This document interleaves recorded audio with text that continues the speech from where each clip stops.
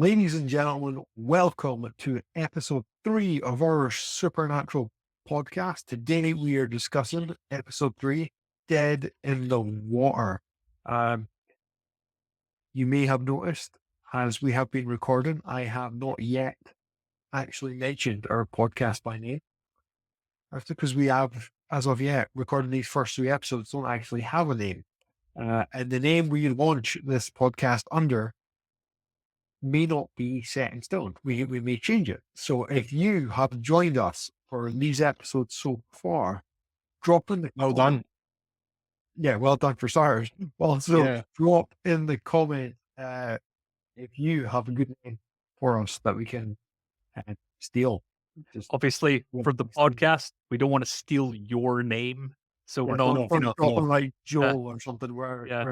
We're not changing the name to Joel. But So if you decide to give us your name, if you want to give us bank account details, sort code, and address as well, just so if you feel generous, we're more than willing to steal all your money.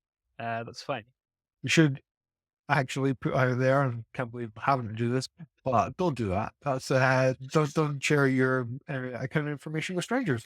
And on that note, I am Ryan. The one trying to go on the rob is Kieran, and we have Ali in the sunglasses. Thinking he's a blues brother at night. But yes, today we are discussing episode 3. So episode 3 originally aired in 2005, much like previous. Actually, that's a lie. Apologies. Episode 3 originally aired in 2006. So Was McGowan it got a winter break then. February 2006. It aired. Writers were Eric Kripke, Sarah Gamble, and Rial Tucker. And this episode was directed by Kim Manners, starring Jared Padalecki, Jensen Ackles, Amy Aker, who would go on to be Angel, or a variety of other shows, mostly connected with Joss Whedon, I believe. She was an angel previous to this. Was it before this she was an angel? Yeah. Fair. Daniel Hugh Kelly, Bruce Dawson, and Troy Clare, and Nico Ewan. Not sure if I said any of these people's names correctly, other than Amy Aker. I'm pretty sure I said her name right. But according to IMDb, the synopsis: something in the lake of a small town is killing innocent people. It's accurate. That's for sure. The rating of this one is 7.9 out of 10. So, Kieran, what did you think of this episode? So I mean, I like it. The episode starts. They're in a diner. They're essentially eating. And Dean's saying, we can have a bit of fun. We don't need to do everything. And eventually, Dean, decides to pass off the article of someone has drowned in the lake. Turns out an 18-year-old Sophie Carlton is the third drowning victim in the last year in this small lake, Lake Manitowoc. So they decide to go and investigate, pose as federal wildlife marshals, which I'm not sure why federal wildlife marshals are the best people to investigate a lake drowning. But then again, I'm not American, so I don't understand how your systems work. My understanding is poorly. But that's that's how the episode starts. And yeah, I think it's a good start to the episode. I quite enjoy this episode. It's fun. And then the first kill that we see, girl goes out to go swimming in said lake. We know she's a strong swimmer, and we know she's an athlete. With her brother teasing her that guys don't like buff girls. However, she goes swimming, and that is the last of her, and her body is Unfortunately, never found. So, Ali, what did you think about this kill? I liked it a lot more than the previous episode, I have to say. But I actually got Crater Lake vibes from this episode. Who, yes, completely different franchise, but just the whole creepiness around the lake gave me those vibes, and I liked those vibes. Okay. You can kind of see that a bit. Yeah, thank you. It's, Thank you. because it is a small town. It Yes. feels Yeah. quite isolated, Mhm. and I mean, from what we see, there is only one or two houses on the lake with the jetty. So Yeah. I realize there's no houses on Crater Lake, but again, it's quite remote and isolated. So I can see how it sort of invoked that vibe. A little bit. And Yeah. So, as the episode continues, with Sam and Dean tending to be federal wildlife marshals, as you said. I'm assuming this happens all the way through the season. Like they pretend they're such and such authorities. Yeah. Okay. Yeah. kind Right. of browse the show. Yeah. Yeah. Throughout Okay. everything. And Okay. was it this episode, or I never mentioned it? I can't remember if it was this episode or the previous episode where Dean introduces them as Agent Ford and Agent Hamill. Yeah, I Which- got that, but I'm picking on it more now. I'm picking up on it. Yeah. That's But they're yeah, fine. no, and yes, they will continue to do that. Or can't remember if it was this one, but in one he introduces them as The Agent last Ford one, and I Hamill. think, if I Last remember one. right. Is I it think this so. one he introduces himself as Agent Ted Nugent? Or was The most made up name ever. Ted Nugent's a rock star. Yeah. I know, but for this show, I mean, it just Well. sounds like it's the most made up name ever. But yes, the throughout the entirety of Supernatural, they will introduce themselves as FBI Classic rock. or marshals, or Yeah. and yeah, they'll use names of actors and rock stars and Yeah.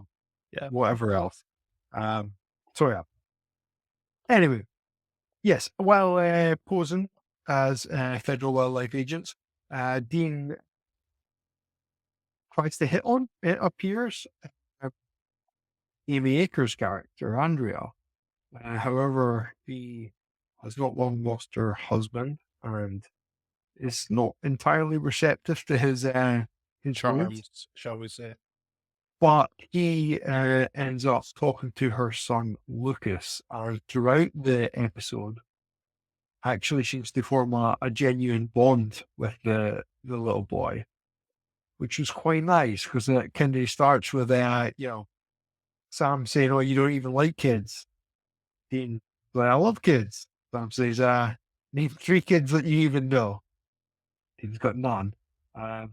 So it's actually quite nice, and yeah, you see there's kind of a different side to Dean as well. 'Cause really, Humanizes them, essentially. yes, up until this point, we've really just seen him as the cool kind of killer captain. He's definitely killer, but yeah, he's very almost cliche cool, but then there's there's more to him than just that. It's, so kid, what's your thoughts on Dean building a relationship with this child throughout the show? I mean, I quite like it. You can see that Amy Acker's character is genuinely shocked when Lucas gives Dean a picture after they've had an interaction. You get the sense that obviously at this point in the show, Lucas is mute, hasn't spoke since he witnessed his father's drowning. But you don't get the impression they straight up tell us that. Yeah, but yeah, he's not spoke at this point. And Amy Acker Andrea seems, generally shocked and maybe excited. The fact that her son seems to be interacting with someone on some level, albeit non-verbal, but gives Dean a picture of a little boy with a red bike next to a yellow house in a church. That seems to be their clue.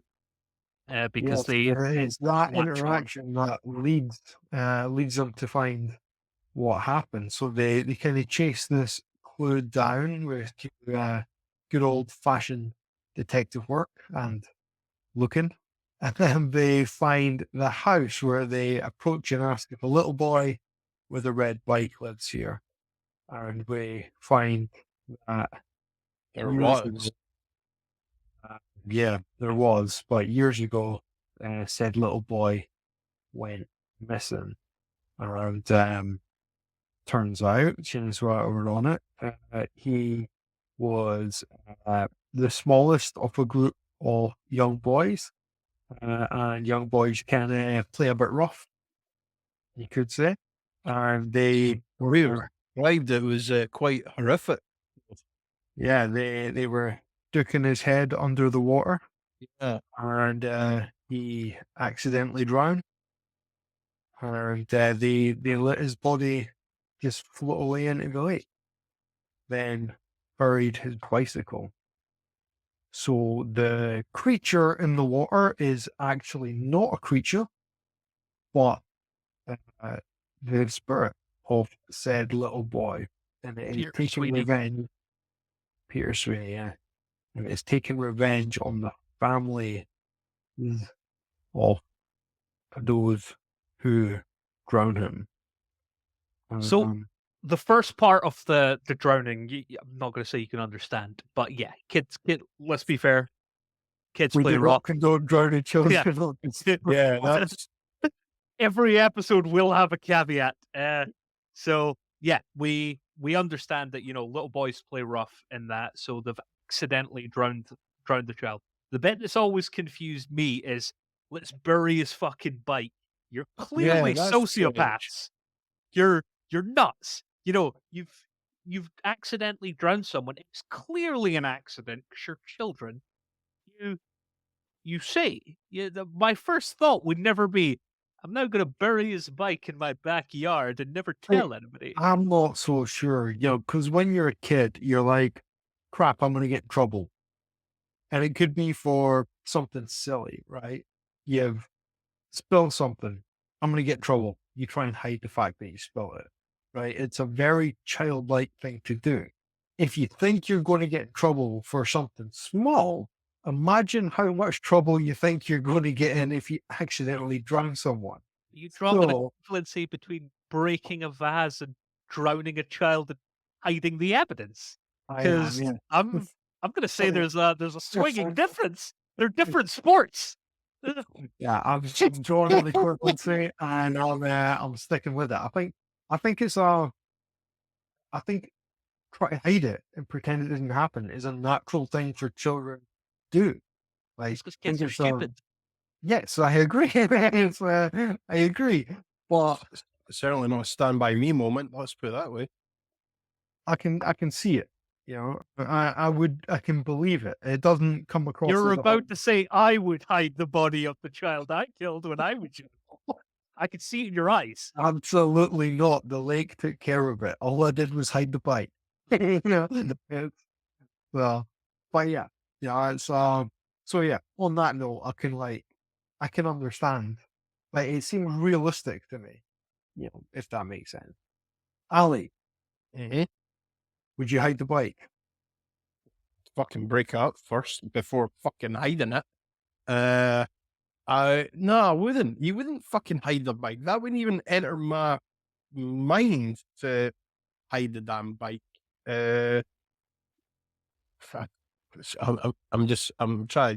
I'm trying. I can't justify it. It just Viewers, seems on this call, you can see that two of us are not sociopaths, and one of us is. Yeah, no, no, I can't get my head around why you'd just pretend that nothing happened, but you'd go and bury something that he was related, something that was his, and if instead of burying it, woman, burn it or something, you know? I recant my statement. The other one is trying to decide of other ways to dispose of Go on. my No, I'm just I'm trying. On that note, let's move past it before If I Alex blink seems my like eyes a 3 really times in a terrible row, I'm in trouble. I need help. So with the way he died, clearly a very pissed off spirit. And Clearly, as a result, we actually get quite a body count in this episode, more so than any episode previous. Well, I mean, we know in previous episodes that, you know, the Wendigo had been killing people for some time, and the woman in white had taken quite a few victims over the souls. years. Quite a few souls. However, we actually see the kills in this episode, and Which is they're good. I like pretty that. good. Yeah. So we've got the Sophie initial Carlton. kill. Yeah. Then we Yeah. get her brother being drowned in the sink. Yeah. Fantastic scene. Oh, totally. Absolutely fantastic. Washing that's the fish in the scene. sink, and he's pulled into it, and he just can't get out. Wonderful. Yeah, and that's the scene where that's the death that allows them to work out we're actually not dealing with a creature, we are dealing with a spirit or something. Something Dealing like with that. water, essentially. You're dealing So- with water. Which is also should mention that they used the wildlife marshals because they thought they were dealing with a creature, so that's why they Yeah. went wildlife. But anyway, it's And I get they could have they were posing saying there could have been some dangerous wildlife in the lake that's pulling people down. yeah. I understand. I was just taking a dig at Oh, yeah, because it's fun. Anyway, and then we have the boat. If I'm remembering the sequence, getting knocked like Yeah, the dad, into- Bill Carlton. yeah. Yeah. Like It's a good scene. boat The got- boat's completely broken and sinks almost instantly. yeah, and I mean that boat got some air. Like that was a phenomenal practical stunt. Where they just knocked the crap out of the boat. Like it's yeah, it was very good. And then they tried to pull Andrea down into the bathtub, which I have a feeling was the scene Ali had been waiting for. And actually, now it all makes sense why he prefers this episode more than the previous ones. No. Yes. Okay. Well, but yeah, they try to pull Andrea down into the tub, but luckily Sam and Dean turn up at the house. Lucas lets them in. Sam's able to pull Andrea out of the tub while Dean kind of shields Lucas. So what's your thoughts on the deaths and stuff in this one, Ali? Or attempted deaths? Yeah, I liked them. The bath scene was very cool as well because if it's, this is where I'm going to go show my geekiness here, is if she's getting pulled down, obviously something magical about Sam that he doesn't get pulled down with her either. You know, he seems No. to be quite resistant. No, it's not that at all. It's because it wasn't after him. Oh, right. Okay. But it's, yeah, just plain and simple. It wasn't after him. I mean, if you think about it, this water goes to all the surrounding areas. I'm sure lots of people have had contact with this water and it's left them alone. It is only after The set people persons. related to the one responsible for Oh, but it was very cool to watch because she's getting pulled, and he's essentially fighting. He's just essentially fighting himself to try and keep her up. And then eventually the spirit does let go, as if to say Sam's a bit stronger to eventually lift her out, you know? I mean, water is quite powerful. So you thought the water would be stronger than Sam. But it wasn't. What's your thoughts on this, Kieran? I mean, I like the deaths in this this one. I think the best one is probably Sheriff Jake Devons at the end of the episode. Yeah, I like that too. Specifically didn't mention the sheriff.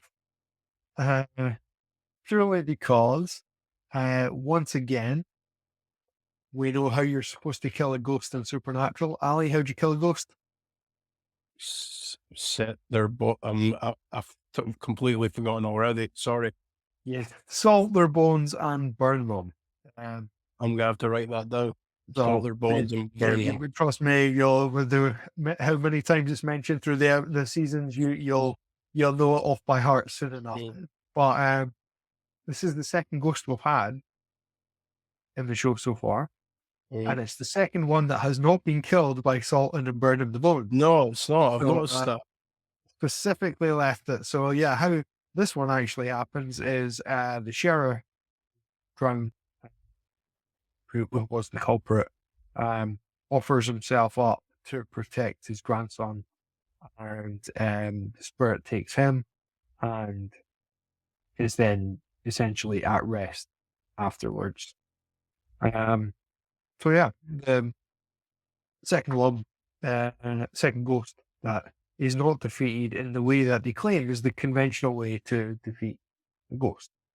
Anyway, sorry, Kieran. Now you can speak about the death of the sheriff. So I just think it's a good death because the sheriff's completely skeptical the entire episode. He tries to kick Sam and Dean out of town when he finds out they're not federal wildlife marshals. And then as Lucas is pulled into the water off the dock because he's trying to reach a toy soldier in the water, we should probably clarify that through the episode you hear whispers almost unperceptibly of someone saying, "Come play with me," and it's Peter whispering through the water trying to get the people he wants to the water to drown. And Lucas, seeing a traumatic event, seeing his dad die, is highly receptive to it and sort of is getting not possibly visions of Peter, which is why he was able to draw the bike, why he knew where the bike was, why he knew what house he lived in, because Peter seems to be continually whispering to him. But yeah, he gets pulled into the water, and eventually you see Peter's head bob above the water, and that's when the sheriff finally realizes and finally takes responsibility and feels remorse for what he's done in the 35 years of hiding it, and slowly walks out into the water and is essentially begging to let his grandson go and just, Karma end came- this. Karma came back for him, basically. Exactly. And I think it's just a really emotionally driven, great way for the episode to round off, because it sort of redeemed the character that instantly you didn't want to like because, you drowned a little kid. I don't like you, but it was a mistake. I still don't like you. But you've almost came back as a character, and I feel remorseful for you now slightly. Slightly.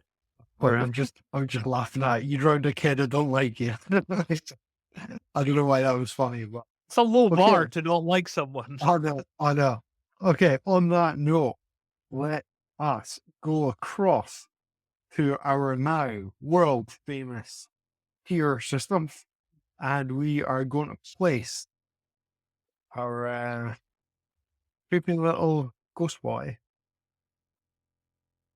onto our tier list. So, I mean, we all Ali, know ghost children are scarier than adult ghosts. We all know this. Ali, where would you place?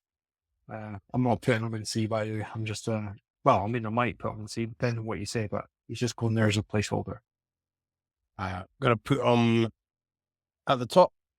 I like this one. Like I said, it had certainly Friday the 13th one vibes for me. So At the top, you mean S tier? S tier, yes. Sorry. S tier. So the very top. Okay. Yeah.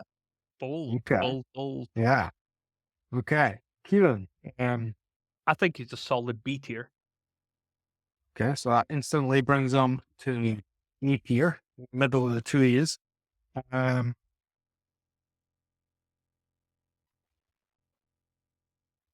I prefer the woman in white. All right. Okay. I definitely prefer the woman in white. However, he was still very cool. And I think he's probably on. I don't prefer him by much. So he'd either be bottom of A tier with top of B tier. So because you gave him an S tier, Ali, let's put him. Well, Let's what put tier would you put him in? Would you put him in C tier or would you put him in B tier? No, I would put him in B tier. Okay, which means he's probably top of B tier then. You think with 2 Bs and 1 S, it's either top of B or bottom of A. Yeah, You know? So he probably straddles that line.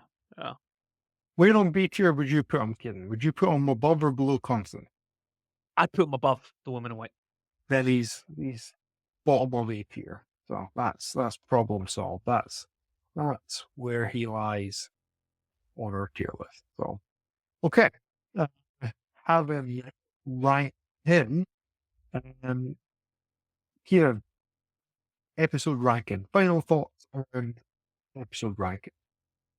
Oh, okay. So I would give this episode 7.9. So I 7.9. really enjoy the episode, but I prefer episode 2. And I think the pilot overall is probably a better episode, but I prefer this Ghost to the Woman in White. Okay. What about you, Ali? It's a solid 8 for me. Solid 8. Solid Okay. 8. I prefer this episode over the last one. So I'm going with a solid 8. So is this your favorite episode so far? So far, mate. Yes. Okay. And I would go with 7.5, I think.